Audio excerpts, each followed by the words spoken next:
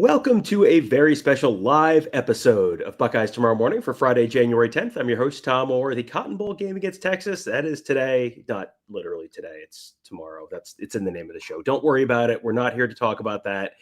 We're also not really specifically here to talk about the game against Michigan, which is in 323 days. What we are here to talk about is the Cotton Bowl game against Texas.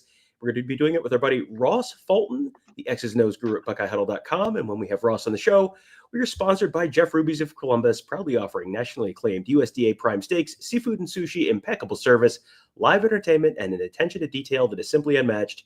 Just go to jeffruby.com/Columbus to check out the menu and make a reservation for today. So, Ross, we're going to be taking a lot of questions from the audience. I put a call for questions on the Buckeye Huddle message board earlier this afternoon. And if you guys have questions, throw them in the chat. We will get to as many of them as we can.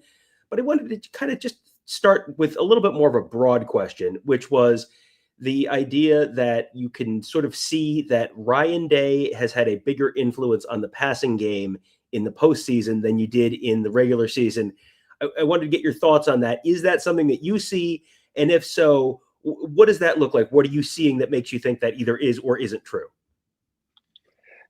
Yeah, it's something I see. I mean, and I think we've discussed that a little bit, particularly compared to the Michigan game. What it looks like is attacking coverages vertically down the field, particularly zone coverages. Particularly split safety coverages with three verticals, attacking the seam, targeting the middle of the field. It just even when talking to Manuel XL is a good, Michigan follow on Blue Sky and elsewhere. For people who don't watch Ohio State all the time, but he's obviously broken down Ohio State versus Michigan in this year and previous seasons. They were blown away by how different the Ohio State passing game looked, particularly against Michigan, than in previous seasons. Just a lot of short intermediate stuff, a lot of mirrored routes. And by that, I mean, running the same concept to both sides of the field, outs to each side, on that Will Howard's first interception.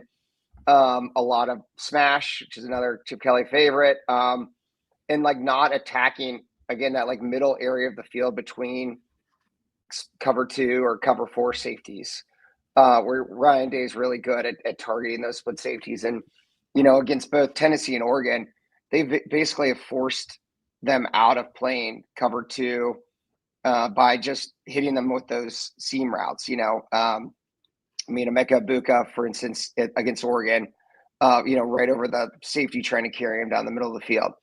So a lot of that, and just I think that article, used some statistical percentages in terms of how much more Will Howard's throwing the ball, 20 yards or more in the air. You just see a lot more of that, again, just attacking downfield and targeting coverages in a strategic way. And then the other thing that's sort of been going around that I wanted to just have you sort of discuss with folks is the idea that the run game may have come from Carlos Loughlin's time at Memphis and some of the tweaks that have come in the run game and some of the schemes that they've been running in the postseason may have sort of had their origin there. I think that's another thing we may have talked about on another show, but just it's one of those things that I keep seeing floating around, and I wanted to just sort of let you run through that as well. Yeah, I listened to that, and to their credit, they said a little bit of Charlie Day and Always Sunny to it, and I think that's right. Conspiracy theories tend to be a little overly complicated for a reason. The simplest answer is usually the right one.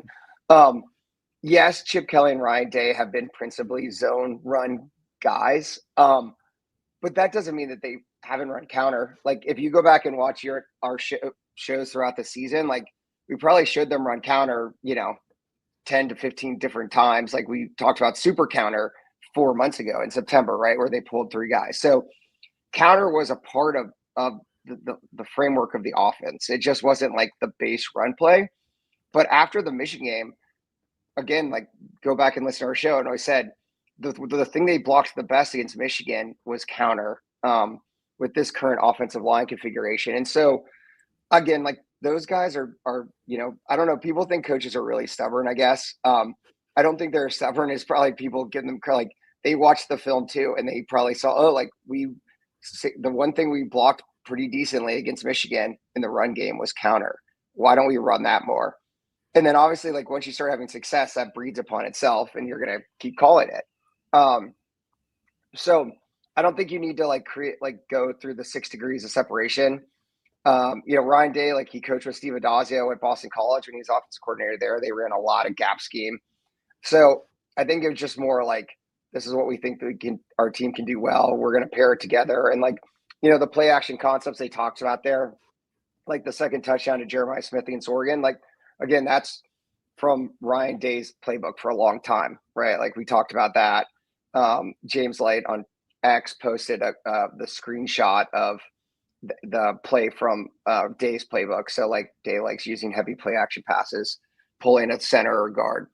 So I think and like that slide RPO concept off of counter, like they ran that a bunch with Marvin Harrison last year when they got to the point where teams were trying to double him and they had to come up with ways to get him the ball in different ways. So again, I just don't think, like, it very well could be the case that Carlos Loughlin was like, I think we should run counter more, but I'm sure he had, pretty wide agreement of the Ohio State staff about that. And like everything they're running is in the Ohio State playbook, and I've seen it before the playoffs.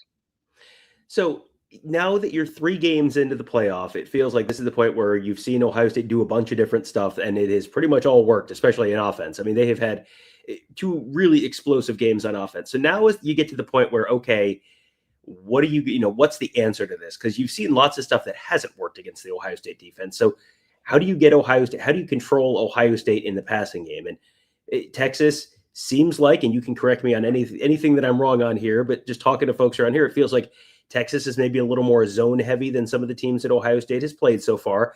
And Texas may be a little more inclined to keep those safeties back and try and make you be a little more methodical going down the field. Is that sort of what you're expecting from Texas? And if so, what's the answer from Ohio State? What do they have to change to sort of go after that? We talk about man beaters and zone beaters all the time. Like, what kind of concepts are you looking for against Texas?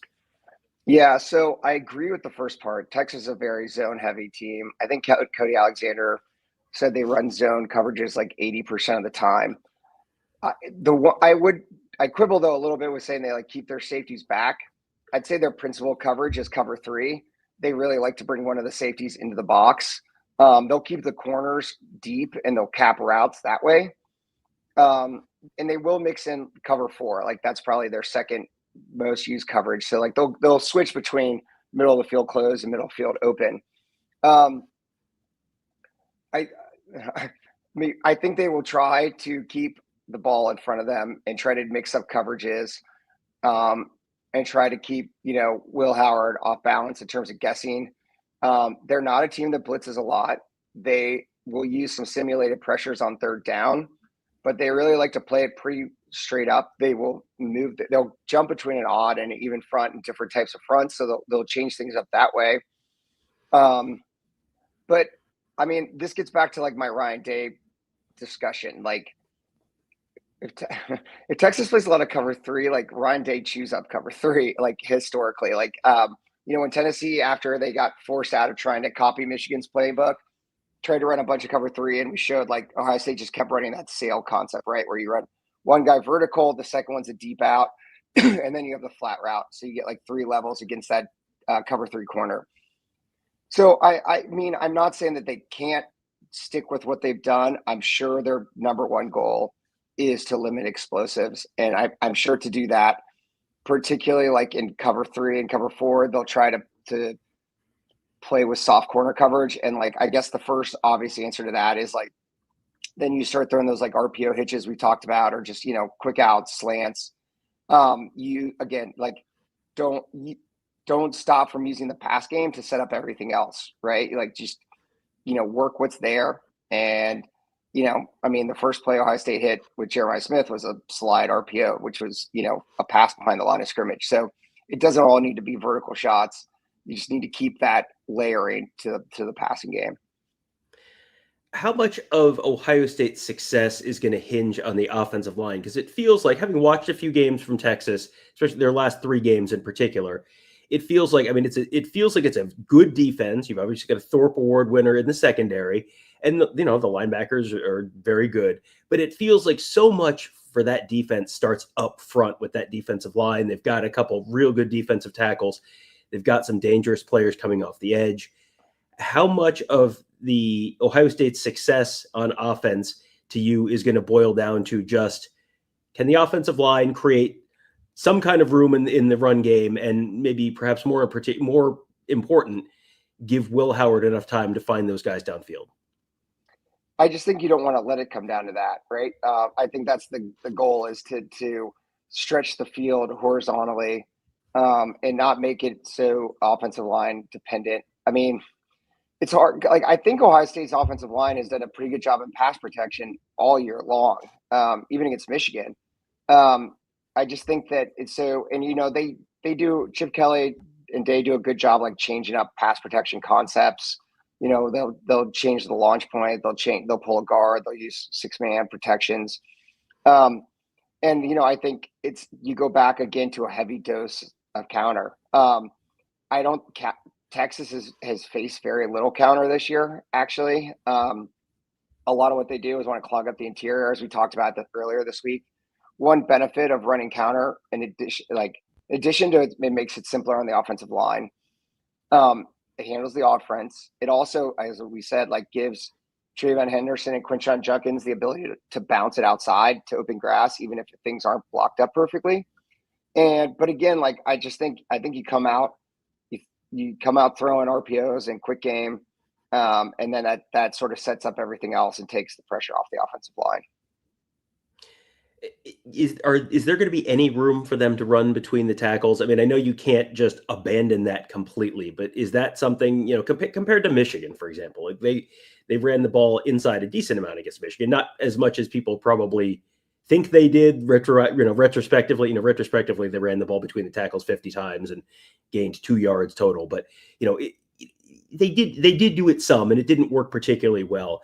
Are they going to be able to get anything inside, or is it really going to have to be start working outside, spread the field in the pass game, work side to side, and then sort of stretch things downfield, and then maybe the pass game opens up some stuff inside later? I mean, that's how I prefer them to do it, because I think that plays to their strengths. But yeah, I mean, they'll run the ball. I consider running counter trade between the tackles also. I mean, it's off tackle. But so it's just a variation of running, attacking the B and C gap. I think they're going to mix and match. I mean, they'll still mix in some inside zone. They've done it every game. I don't want to sound dismissive. Texas has a very good defensive front, but so did Oregon, so did Tennessee. So is Michigan, obviously, but so did Penn State. Ohio State's played a lot of good defensive lines. I mean, I think I would put Derek Harmon up. He's a projected first-round pick. And Ohio State did a good job against him in the Rose Bowl. So I think, yes, you just pick your spots, right? And you mix it together with RPOs, so you're not, you're taking advantage of opportunities when they're there. And I just think passing to set up the run for Ohio State works better, because I just think that's where their strengths lie, and they've been playing so well. And you want to keep the ball rolling, right? And the thing that begets confidence. So trying to jump out early again will keep the momentum going. But you obviously certainly can't totally abandon the run, and I think they'll pick and choose their spots. All right. Before we move on to the Ohio State defense and its matchup against Texas, we'll ask everyone who's watching, go ahead and hit that thumbs up. And if you have questions, leave us a comment, and we'll get to those questions in just a few minutes. And if you are watching this and you're a Texas fan, we'd love to have your input and your thoughts on this game as well. Always interested to hear sort of from folks who have spent the whole season watching the upcoming opponent and not just watched a handful of games. So leave those questions in the comments on YouTube. And then again, do hit that thumbs up. That helps other folks find these shows through the magical YouTube algorithm. So, all right, on to the Ohio State defense. And this, to me, I think the Texas defense is one of the best in the nation. And as you mentioned, Ohio State has played a number of good defenses, so this is not going to be a massive jump in quality of opponent for the Ohio State offense. The Texas defense feels like, if you line up the four units, Ohio State offense, Ohio State defense, Texas offense, Texas defense, the Texas offense feels like it's probably fourth on that list for me. And not that they're bad, but this is sort of the similar conversation to what we talked about with Oregon, where it was like you've got three really good units, and then the fourth one is kind of like it's good, but it's not elite. Is that sort of how you see? I mean, you may be looking at things at a little more granular level in terms of like individual matchups, but just if you're just looking at the four units there, is that how you sort of see Texas, that the offense might be just a little bit below the other three units on the field tomorrow night? Yeah, I agree. I mean, per FEI, I think the Texas offense is the weakest offense or defensive unit left among the last four teams. So yeah, I would agree. I think that again, like that's where Ohio State's biggest mismatch should be, at least, is their defense versus the Texas offense. So when you look at the Texas offense, obviously immensely talented left tackle Kelvin Banks, potential future first round pick, but he's been banged up. He's had an ankle thing. He got another lower body injury, might have been the ankle as well, in the Peach Bowl. Cameron Williams, the right tackle, he missed the last game and a half. He's watching him against Georgia in the SEC championship game. I have some concerns about how he'll hold up against Jack Sawyer. And they talked on that broadcast about the fact that he was like 14 penalties through 13 games. That's not great as a tackle. And so I think the line's a little bit of a concern. The center's been a little bit banged up, although he was back. And it's not a bad offensive line. They're just not 100% right now. And they really haven't been able to run the ball at all against good defenses. They were 28 for 31 against Georgia. I think they ran 30-something times for like 50 yards against Arizona State. They ran wild against Clemson, but Clemson is 99th in the country in yards per carry allowed. So how is Texas going to be able to run the ball against Ohio State? Because Ohio State's defense is like second in the country in yards per carry allowed. Yeah, I mean, to be frank, I think this is a bad matchup for Texas offense. Like, they've really struggled with three high safety schemes. And if you go back to the Arkansas game this year or previous seasons, their scheme is based out of wide zone. And I mean, Ohio State's basically just like shut down teams running outside zone all year long. Like even the first Oregon game, Ohio State shut them down running outside zone. They had to go to other things. And obviously they shut it down against Oregon in the Rose Bowl. I think that in terms of like, I honestly think I don't think Texas is going to be able to run the ball very well. Like, I just don't. I think that it's going to all come down to like, can they do something like the screen games? Can they do stuff with condensed formations to get Ohio State out of like the three high safeties and potentially find some explosive plays? I just think it's going to take. I mean, I'm not saying they won't run the ball. I don't think it's going to be consistently effective because I just think that, again, Ohio State's defensive tackles, Tyleik Williams in particular, is going to be able to control the line of scrimmage. When you talk about a Steve Sarkisian offense, a lot of times there's all the talk about the eye candy beforehand, and you're moving guys around and using shifts and motion to create advantageous matchups. Earlier in the year, I know you and I talked a bunch about the fact that Oregon, for example, in that first game, was able to use some motion to create, to put Ohio State in situations where Ohio State knew what they were going to do. And this guy had this guy in the slot. It had whoever was in the slot. So if Oregon knew that too, they could create an advantageous matchup. And it feels like they have sort of gotten away from some of that in a good way. Ohio State is not necessarily falling into some of those same traps. Is that something that you see Sarkisian potentially being able to use some of those shifts in motion in the way that he loves to create bad matchups for Ohio State, or is that something that is less of a concern than it was earlier in the year? I think less of a concern. I mean, as we talked about, like on earlier this week, from Oregon, I could see them trying to particularly against the three high concepts, like run coverage off and then try to hit helm on like drag routes or crosses, use like lead concepts. Try to feature him. I just think it's more like, how many ways can they fake different types of screens, like fake screens, and try to throw explosives, because like that makes things easier on Quinn Ewers. Like when he doesn't have to diagnose coverage and can just know where he's going with the football.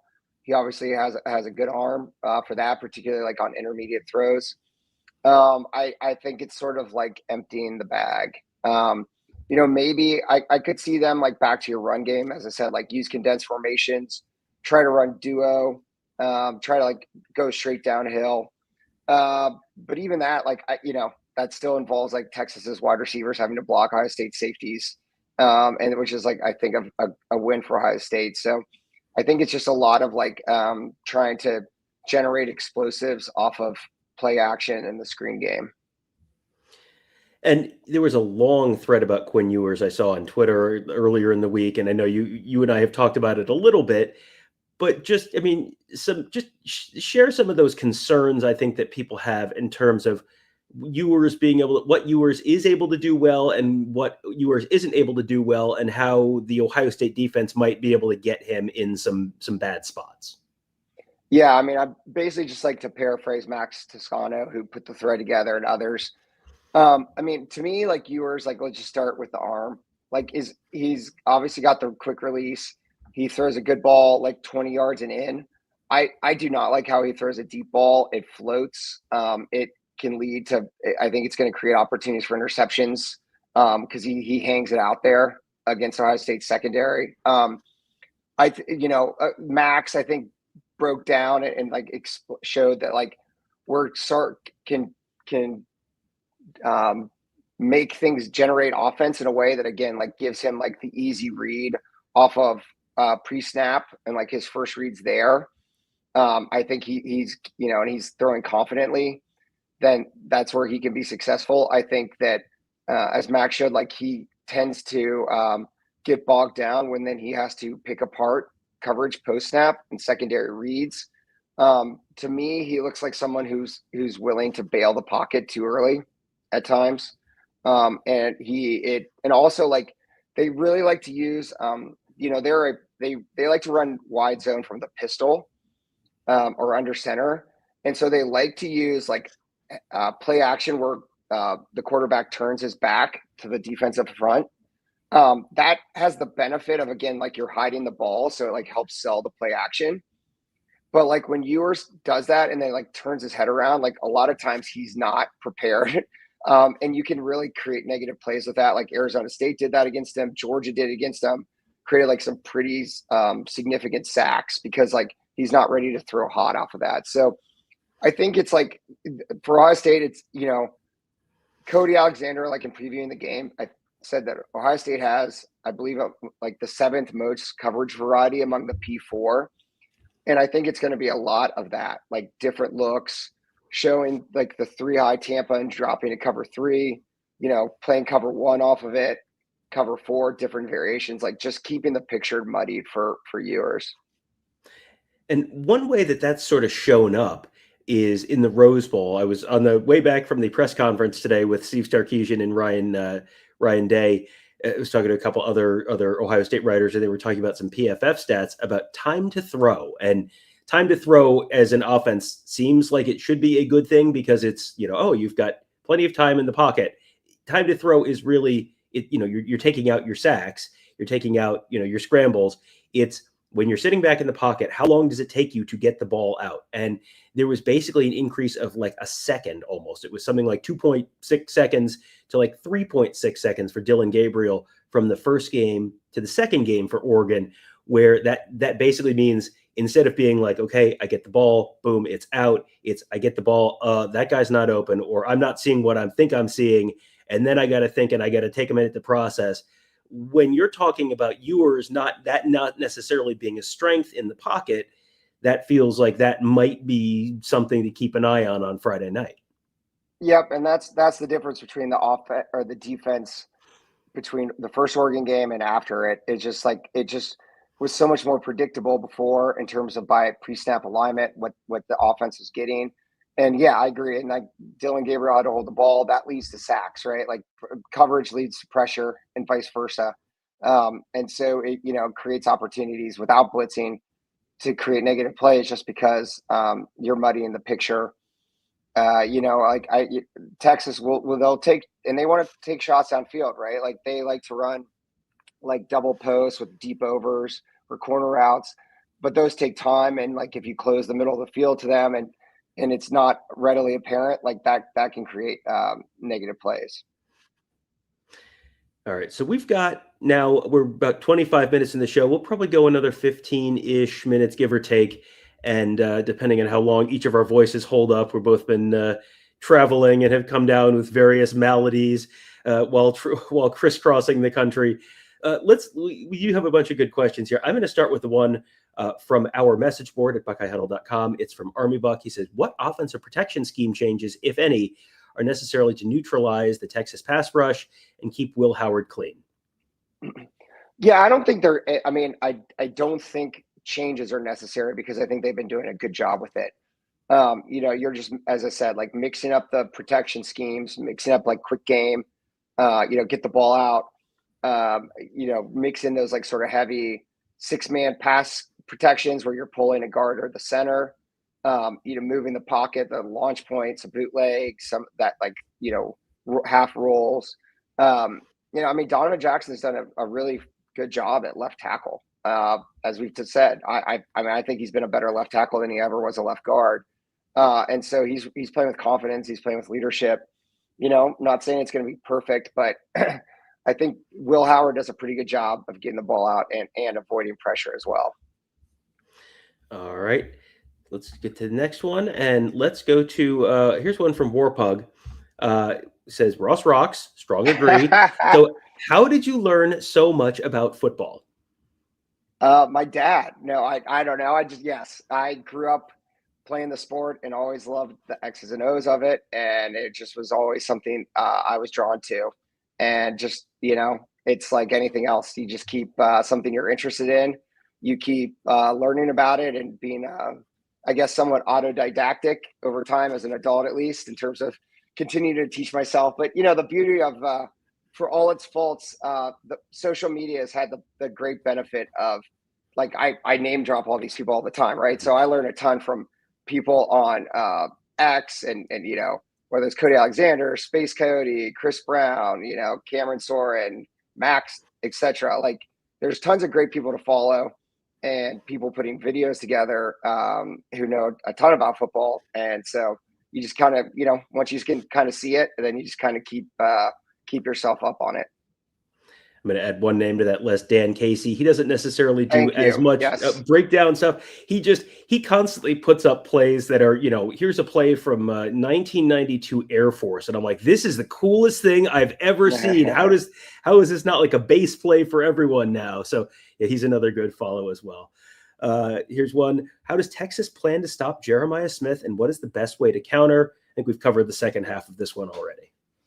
Yeah. Okay. So, the obvious answer is like what Michigan did, right? And you run that Zeus concept. That it's pretty nuanced, though. Like, I give some of my Michigan like Colin, Manuel XL a hard time. Like, they don't appreciate how nuanced Michigan's coverage is compared to a lot of college football teams they're basically running like a Vic Fangio system. But Ohio State's doing such a better job. Like, even in that game, there were opportunities. They just didn't take advantage of them. Like, you do what Ohio State did on the first play against Oregon, which is you put Jeremiah Smith by himself to one side.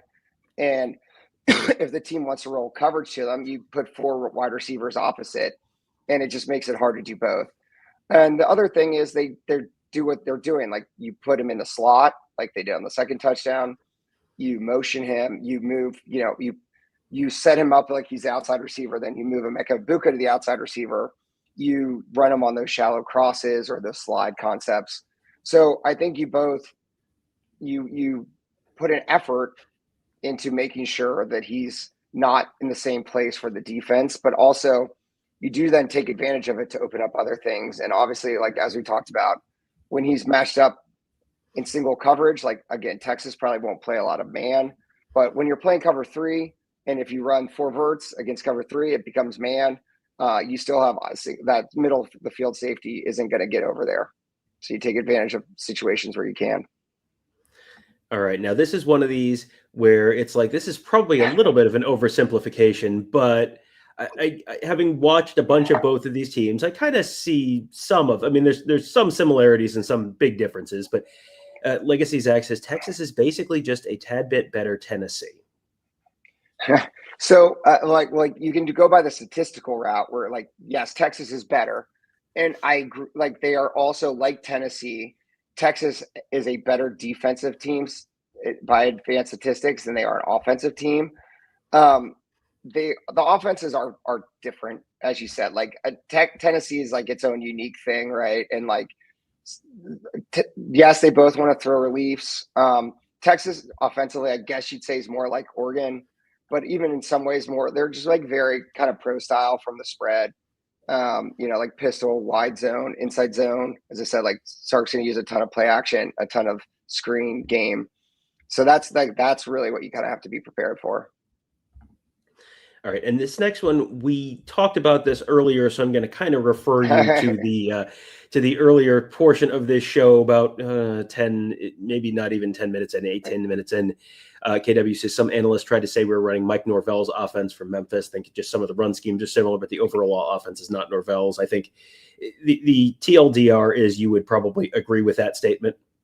Yeah, I would just, to me, like the offense right now is like Ryan Day's passing game combined with Chip Kelly's run game, plus like Chip's use of like packaging things together, different formations. Like the other thing Ohio State's doing, I think we've talked about before, is like they're using a much higher percentage of 2 tight ends than they've used during the season even. Again, like doing so to create, they're trying to force defenses into coverage choices to get more single high coverage, then to be able to move like Jeremiah Smith around. They use him like another thing you can do, back to the previous question, is like you see them put Jeremiah Smith a lot like in those condensed formations. You can't press someone off the line of scrimmage when they're like in tight like that. So they're just creating like free releases for him.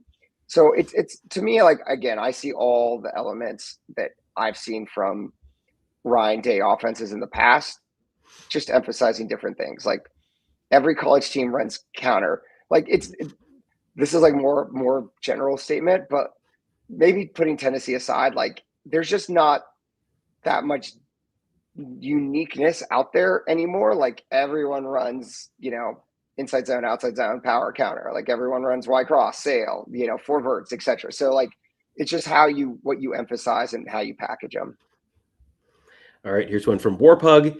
He says the Buckeyes looked very rigid with the in-game play calling against Michigan. How difficult is it for coaches to change the game plan if it's not working?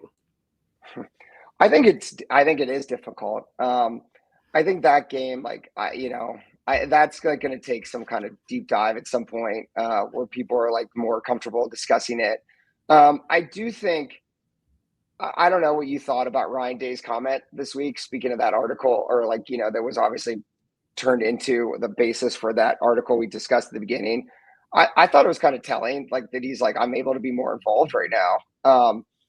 I just think that Michigan game, I guess I would just say like the plan wasn't working. Like they actually did try to change the plans up. And then I think eventually, like, I do think a lot of the focus is on running the ball too much. But like as I mentioned, the pass concepts were not up to what they needed against what Michigan was doing. Will Howard, I just don't think he was right. Like, I don't know, maybe that hit, there's something there. He obviously played by far his worst game. And I just think then after a while, I think it got to the point like we can win this game 13-10 and let's just get out of here. This is terrible. And then they missed a chip field goal. And then it's like, oh God, now what? So I try not to, think too much about it at the moment, but maybe, 6 months from now, we can come back to it. Once everyone is out of their feelings completely and has had time to heal, we can take a little bit deeper dive on that at that point. I do think though it's an interesting, obviously like an unanswerable question of like, would Ohio State be where they are right now without that? Like defensively, I have no doubt they would not be as good as they are right now without that Oregon loss. And I don't think they'd be like, I guess you'd say ideally they'd win that game 13-10 and then still go back and watch the film and be like, we can't do this again. But I don't know. College football has always been a weird thing where I think losses make a football team better because it really forces like a look in the mirror. But you just, in the past, you haven't been able to lose or lose one game maybe. And now Ohio State obviously has gotten to lose too. And one fixed the defense, one fixed the offense. Yeah, I have said that at some point in the last week or two and kind of said it going like, I think it might not have been a bad thing for Ohio State to have lost to Michigan and didn't get completely jumped and beaten to a pulp. So I think there is some kind of a consensus in the Ohio State fan base based on how different they have looked since then, that there might be at least some truth to that. So, if they win the next two games, I think everyone in Buckeye land will probably be pretty happy and will probably mostly be able to let that go. Hopefully. We will see. All right, here's another one from Warpug. Are you expecting a lot of 12 personnel from Ohio State in this game? Yes, I am. Again, for the reasons we discussed, like they've been doing it a lot. They obviously, it's the opposite of Michigan, right? Like things are working. You keep doing what's working. I think they want to force Texas to play cover 3 and bring a safety, roll the safety down and play match 3. And then you get your matchups on the outside. All right. Now, this is one from on our board from Buckeye fan 018. He wants a score prediction, and I guess that leads us into a little bit of a broader conversation. Rather than just saying two numbers, how about a little bit more of a broad look at how you think the game might play out? I have trouble seeing how Texas scores enough points to win, personally. I think Ohio State's defense is playing at a really high level. It would require Texas, to me, to be able to sustain drives with the passing game. And even that's Oregon did it a few times, and that involved a lot of Dylan Gabriel making plays outside of structure. I guess that's my first thing. I'm willing to give both Texas statistical credit for what their defense is. Though I will say that part of me is they have not faced really a good passing offense this year. I mean, I guess you could say Carson Beck but Georgia's receivers are had so many drops this year that it's hard to even compare. Ohio State's been hot. Maybe they cool off offensively a little bit, or a break goes Texas's way. Because the other thing is Ohio State's doing this without even having created turnovers. They beat Oregon like that without a single turnover, which is pretty incredible.